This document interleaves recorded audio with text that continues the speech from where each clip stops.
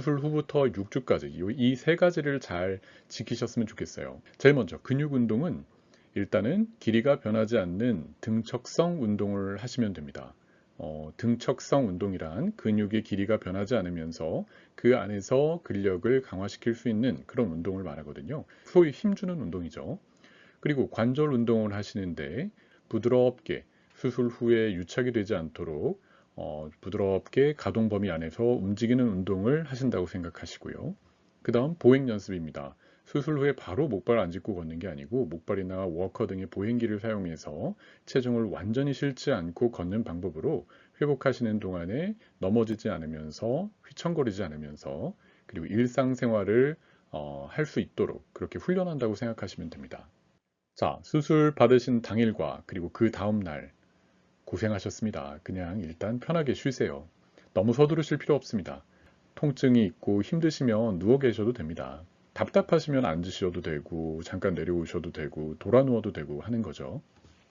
자, 그럼 수술 후 1일째 어떤 운동이 가장 도움이 될까요? 제가 회진을 돌 때마다 항상 확인하는 건데요. 발목 펌핑 운동을 하십시오. 이렇게 발목을 위아래로 동영상처럼 왔다 갔다 하시면 이 자체로 가만히 누워 계실 때 혈액순환을 촉진함으로써 혈전을 예방할 수가 있습니다. 다리에 혈전이 생기면 소위 피떡이죠. 혈관이 막혀서 다리가 붓고 그게 피떡이 잘못하면 떨어져 나가서 폐색전증, 폐의 혈관을 막을 수도 있고 굉장히 위험한 합병증이 생길 수도 있거든요. 그래서 수술하시고 나서 바로 회복되신 이후에는 이렇게 발목을 위아래로 움직여 주시면 그림에서 보시면 훨씬 이해가 잘 되시죠? 저렇게 펌핑 작용을 통해서 혈액순환을 개선시킵니다. 그와 동시에 근육이 움직이기 때문에 하지 근력을 유지하는 데 매우 중요한, 굉장히 중요한 운동입니다. 이것은 수술 후 1일부터 계속 하신다고 생각하시면 돼요. 그 다음 두 번째로 강조하는 운동 방법 중에 하나가 대퇴사두근 강화 운동입니다. 수술 후, 이건 직후에도 하실 수 있어요. 통증만 없으시다면. 아니고 수술 전에도 하시면 하실수록 좋습니다. 그리고 안 아프신 분들도 이 운동은 굉장히 도움이 되는 운동입니다. 동영상에서 보시는 것처럼 허벅지 근육을 힘을 꽉 줘서 근육을 수축시키는 운동입니다. 특히 대퇴사두근이 강화가 되는 거죠. 왼쪽 그림을 보시면 더 이해가 되시겠죠? 무릎 뒤쪽으로 소위 오금으로 바닥을 누른다는 생각으로 5초 내지 10초간 유지하는 겁니다. 이때 발목 펌핑 운동과 같이 하셔도 좋아요. 발목을 위로 확 올리면서 5초 내지 10초 동안 유지했다가 또다시 발목을 밑으로 확 내리고 이렇게 반복 동작을 하심으로써 대퇴사두근을 강화시킬 수 있고 이로 인해서 고관절을 움직이거나 무릎을 굽히는데 훨씬 더 도움이 되고 나중에 걸으실 때도 힘을 많이 받으실 수가 있습니다. 이 운동은 수술한 쪽 다리뿐만 아니라 양쪽 수술받지 않은 반대쪽 운동도 같이 병행을 하시는 게 좋겠죠. 그 다음 수술 후 1일째 바로 걷는 분들도 있는데요. 일단은 안전하게 이동을 해야 되기 때문에 휠체어로 안전하게 이동하는 방법을 배우시게 됩니다. 그 다음 이제 재활치료실에 내려가시면은 기립 훈련을 하게 됩니다. 그냥 서면 되는데 뭐가 훈련이 필요할까요? 그냥 가만히 오랜 시간 누워 계시다가 확 일어나 버리는 경우에는 기립성 저혈압이 있는 분들은 물론이고 그냥 정상이셨던 분들도 어지러울 수가 있습니다. 그러면 자칫하면 낙상할 수가 있고 넘어지실 수가 있고 인공관절 받자마자는 좀 위험한 상황이 될 수 있기 때문에 이렇게 서서히 각도를 올리면서 일어나는 훈련을 하게 되죠. 그래서 일어섰을 때 통증도 심하지 않고 크게 부담이 되지 않는다면 저는 1일째부터 걷는 훈련도 하셔도 된다고 말씀을 드리고 있죠. 자, 수술 후 2일째 이제 통증이 많이 좋아집니다. 첫째 날 그러니까 수술 받은 당일날 많이 힘들어 하시고요. 그 다음 날에는 조금 더 좋아지시고 두 번째 날이 되시면 아주 좋아지십니다. 그때부터는 이제 보행 연습을 본격적으로 시작을 하죠.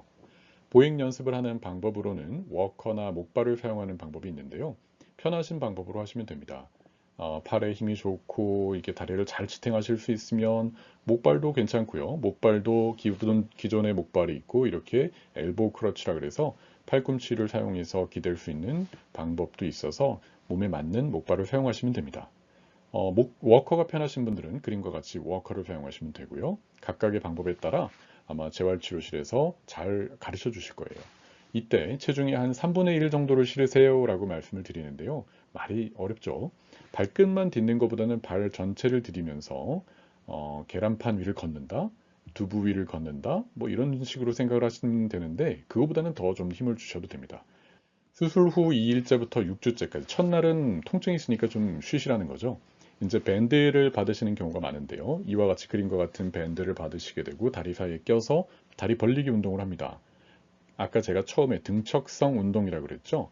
그러니까 밴드 길이가 늘어날 정도로 힘을 주면서 과도하게 움직이게 되면은 근육이 좀 더 강한 힘을 작용하게 되고, 아까 처음에 접근법 사진을 보여드린 이유가 근육을 일부 절개했다가 다시 봉합을 하기 때문에 너무 빠른 시간에 너무 과도한 힘을 주게 되면 봉합 부위가 스트레스를 받게 됩니다. 그러니까 밴드 길이가 늘어나지 않을 정도로 5초 내지 10초간 역시 유지하시게 되면 근육이 강화가 되는 훈련 효과를 가질 수가 있습니다. 그리고 자연스럽게 회복이 되는 거죠. 통증이 있지 않을 정도까지만 하시면 됩니다. 그 다음 수술 후 2 내지 3일째부터는 이제 휠체어에 앉으실 수도 있고 침대에 걸터 앉으실 수도 있고 의자에 앉으실 수도 있습니다. 고관절을 90도 정도로 유지할 수가 있기 때문에 이 상태에서는 이제 그림처럼 무릎을 펴고 5초 내지 10초간 유지했다가 내렸다가 이런 운동을 수술한 쪽 다리와 안 한 쪽 다리 번갈아서 하시면 됩니다. 이때 보호자분이나 간병인분이 계시면 손가락 하나를 사용해서 발 뒤꿈치를 잘 받쳐주시면 오히려 그때는 또 편하게 하실 수가 있어요. 그렇게 훈련을 하시면서 손가락을 빼고 도움을 받지 않으시면서 점진적으로 훈련을 하시면 됩니다. 그 다음 이제 물리치료실에 내려가시면 역시나 진도가 빠르신 분들은 바로 이제 계단 오르내리기 연습을 하시게 되는데요. 이걸 기억하십시오. 올라갈 땐 안 아픈 발, 내려갈 땐 아픈 발. 이렇게. 그림에서 보시면 올라갈 때는 안 아픈 발을 먼저 올려서 그걸 지탱해서 올라가는 거죠. 그 다음 내려갈 때는 목발이나 워커를 먼저 내리고 그 다음에 아픈 발을 내리면서 힘을 주지 않은 채로 안 아픈 발을 다음에 딛는 겁니다. 그림으로도 이해를 하시고 머릿속으로도 생각을 해보시면 왜 그런지 올라갈 땐 안 아픈 발, 내려갈 땐 아픈 발 이렇게 기억을 하시면 됩니다. 그리고 수술 후 4 내지 5일째가 되면 이제 언제든지 퇴원하셔도 됩니다. 오래 입원하신다고 사실 좋은 건 없습니다. 4 내지 5일 정도면 저는 충분히 회복한다고 생각을 하거든요. 물론 막상 수술 받으신 분들이 힘들어 하시죠. 근데 너무 오래 입원해 계시면 오히려 병원 내 감염에 노출될 수도 있고 그냥 차라리 집으로 가셔서 이와 같은 원칙으로 회복을 하시면 됩니다. 집에서 누군가 돌봐주실 분이 안 계시고 누군가 도와주실 분이 안 계시면 근처 병원에서 잠깐 입원해 계시는 거는 괜찮은데 가장 안전한 건 저는 오히려 집으로 퇴원하시는 게 좋다고 생각을 합니다. 고관절 전치환술은 특별한 재활 치료가 필요한 게 아니거든요. 무슨 뭐 누군가 전문가의 도움을 받아서 뭐 다리를 꺾고 뒤틀고 이렇게 해야 훈련이 되는 게 아니라 그냥 통증이 없는 관절처럼 자연스럽게 회복될 수가 있고요.